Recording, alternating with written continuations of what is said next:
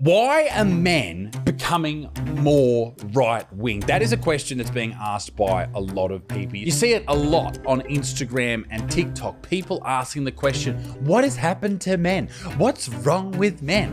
Why are men becoming right-wing extremists? Okay, that's an interesting question. It has a lot of attachments to it as well. When you suggest that someone's right-wing, it's usually meant as more of a, well, it's an attack, isn't it?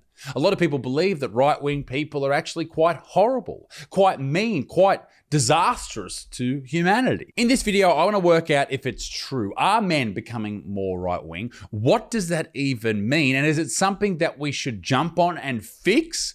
Or is it a progression that is okay? Stick around to find out more, ladies and gentlemen, because we're about to do a deep dive into the worst people that have ever lived. Men. Okay, to understand what right wing is, you first need to understand what left wing is. It is the opposite. And if you Google left wing, it's going to tell you things like they are progressive. They love equality, especially economically. They love fighting for others, social justice. They love the environment and all those beautiful things that sound quite nice when you read them out like that. And of course, there is an age-old adage that says, find me a young person that isn't left-wing and I'll show you someone without a heart. And if you find me an old person that isn't right-wing, I'll show you someone without a brain. What does that allude to as this video goes on? I wonder if we'll find out. Particularly during my upbringing, I was led to believe that left-wing people, all they did was care about others. Now that may be true in some circumstances, possibly it is. And it was definitely true back then. Take for example, in Australia, the left-wing party, the Labor Party, they were all about the workers. They were all about looking after workers' rights. And the right-wing party was all about, who cares? Let's just make money. But things, I think, they've changed. They've changed quite a bit. And unfortunately, for people who have been left-wing for a long time, and maybe their parents were, and maybe that's why they are currently, it has all shifted. This idea of a political spectrum is moving consistently. You see, right now, left-wing people are more of a cult than anything else. They're activists who only care and are only vocal about whatever the popular movement is at that time. They see straight white men as a group who is genuinely harmful to them. They're taught to believe and they spew forth ideas like the world is going to end tomorrow, global warming. They want the government to be more intertwined in our lives. Look back to 4 years ago. Who were the main proponents of the government becoming more and more involved in our lives and telling us what we can and can't do? It wasn't right-wing people.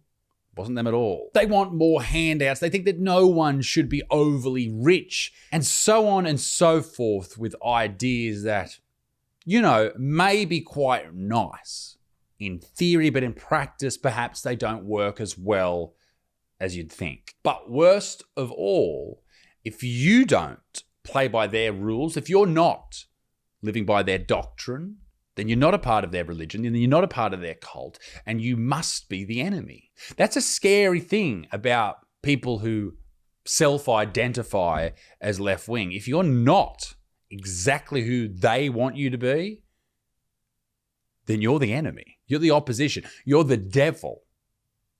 And that's not good for anybody. And you see, the vast majority of people who perhaps thought of themselves as left-wing back in the 80s, the 90s, early 2000s are now, by definition, if you look at how the political spectrum has actually shaped and moved throughout the world, they're right-wingers. Even though they haven't changed their thoughts and opinions, they're more right-wing, or at the very least libertarian, than left, which is so interesting. Because you see people who claim that even someone like me is a mad right-winger. I genuinely think most of my thoughts and opinions back in the 90s would have been considered pretty left-wing. I love the idea of Medicare. We have that in Australia where you get hospital care for free. You don't have to pay for it. It's socialist medicine and it's very, very good. Everyone should be able to get hospital care without worrying about a debt that follows them around for the rest of their lives, or perhaps they can't even get it because they're living on the street. I'm pro-gay marriage. I'm pro-trans rights to an extent. I think they should have rights just like everybody else. I just don't think you should give children certain drugs. Like that's a pretty standard opinion, right? But even though I believe those things, I am seen as a right-winger, people even have called me far right. That's a bit insane, don't you think? The thing is, I like to take the best from both worlds, and I think that's how we should all operate. We shouldn't live under this cult regime from either side. Pick and choose what works for you. We should be doing that. I think we should all be able to live in a world where you're pro-abortion, to a certain age anyway, and you also don't believe that Greta Thunberg should be the arbiter of truth when it comes to the day after tomorrow. Fear and terrifying, scary little lady. What I think we're seeing, and to wrap up this section of the video, is this. More left-wing people would be considered far left than right-wing people could be considered far right. People who are leaning in the middle or towards the right seem to be the most logical, dependable, and decent people in the modern era. And I don't think many people would have guessed that 30 or 40 years ago. Think about it like this. More people consider themselves communists than consider themselves fascists. There's a simple one for you. And I think all of us agree that fascism is bad and is deadly and is something we shouldn't adopt. But a lot of people think that communism is, even though it's killed more people by a considerable margin than fascism. But alas, I digress. So why are men moving? Why are they changing? It's an interesting one. Ladies and gentlemen, do not fast forward this bit. It's very bloody important. My book, Betterman, is now on sale as an audiobook. That's right, you can hear me speak and whisper sweet nothings into your ear so you don't have to read the absolute shit that I put down on a piece of paper. It's available right now on Spotify and Audible and all good places where audiobooks are found. If you enjoy the videos that I make here, I have a live show every single Saturday Australian time. It's live on Rumble because let's face it, I can't be trusted to do anything live here on YouTube. So go and check it out. It's an absolute fantastic time. You're gonna love it. It's all the biggest stories from the week, all the bullshit we can't put on YouTube. It's called The Down Under Show, ladies and gentlemen, and I guarantee you'll absolutely love it. Okay, if we're gonna really understand why men are moving towards the right, let's ask the people that know men better than anybody else, and that's women from BuzzFeed.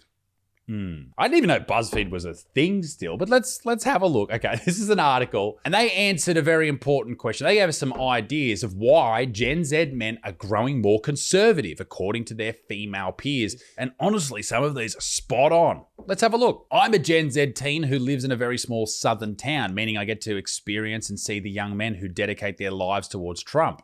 I believe they are shifting more towards the right because it's giving them a chance to still be in control. I know we're talking about just America here, but did you pay any attention to what happened over the last 4 years? Fuck me, that is some cult-like thinking. To think that men only voted for Trump because they want to be in control is so disingenuous. It's ignoring everything else that is positive that comes from a Trump presidency. Think about how Joe Biden and Kamala Harris and how the Democrats in the US dealt with you as citizens. You weren't top priority. Other countries were top priority. Anybody else was top priority. They didn't give a shit about you. And the fact that some people actually think that America first is a bad idea for Americans is absolutely insane. I think we should do the same in Australia. We should be focusing on Australia first, the UK first. Fuck everybody else. Look after your own shit.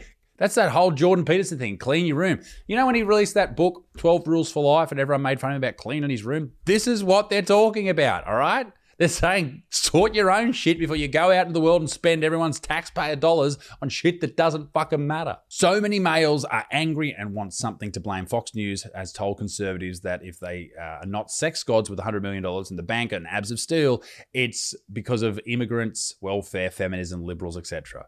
Okay, I don't think that's overly true. This is one of my favorites, though. This is one of the reasons that men are heading towards the right. Okay, ready?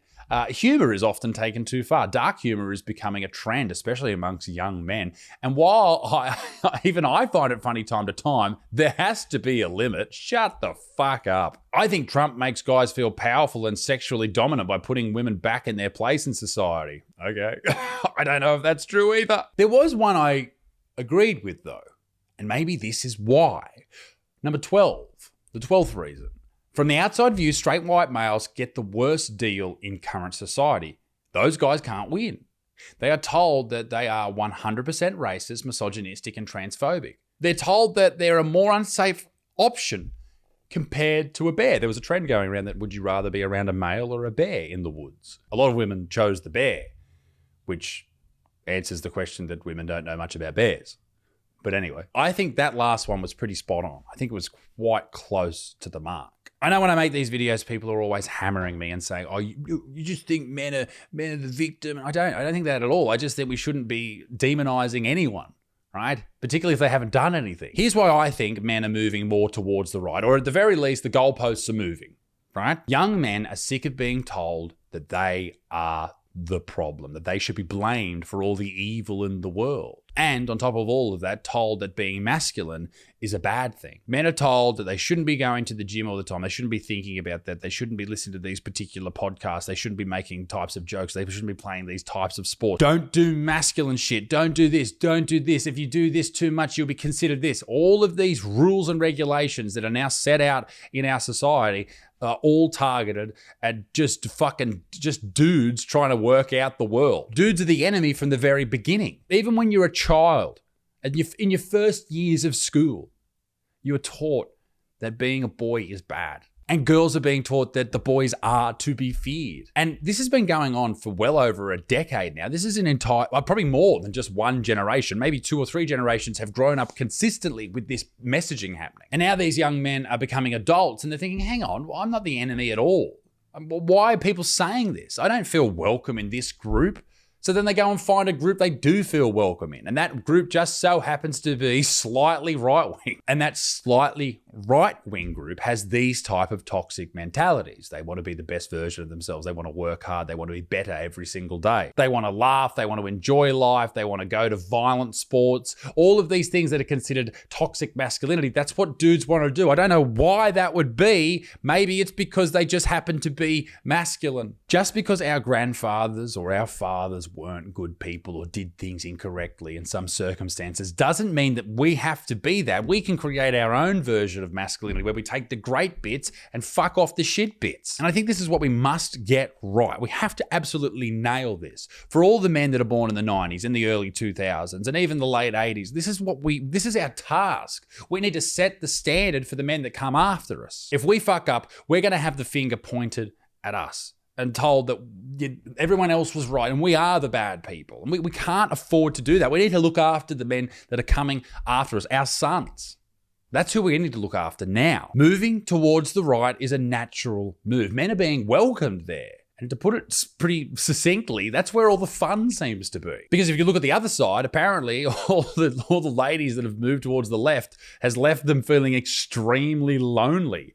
The 2024 American Family Survey reportedly found that 37% of conservative women and 28% of moderate women between the ages of 18 and 40 reported being completely satisfied with their lives, where just 12% of liberal women in the same age group said the same. Liberal women, and I can only imagine liberal men, seem to be having a shit time because they're running by all these ridiculous arbitrary rules. I guess after a certain amount of free Palestine and free Coney rallies, boredom starts to kick in and you go, this sucks a little bit. I will say this too.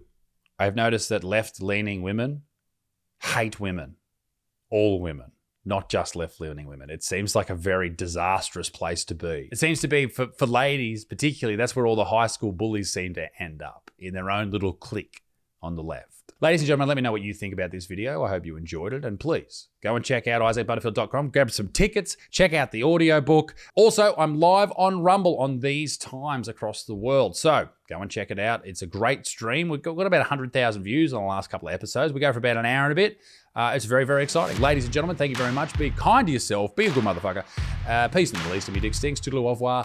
Bye-bye.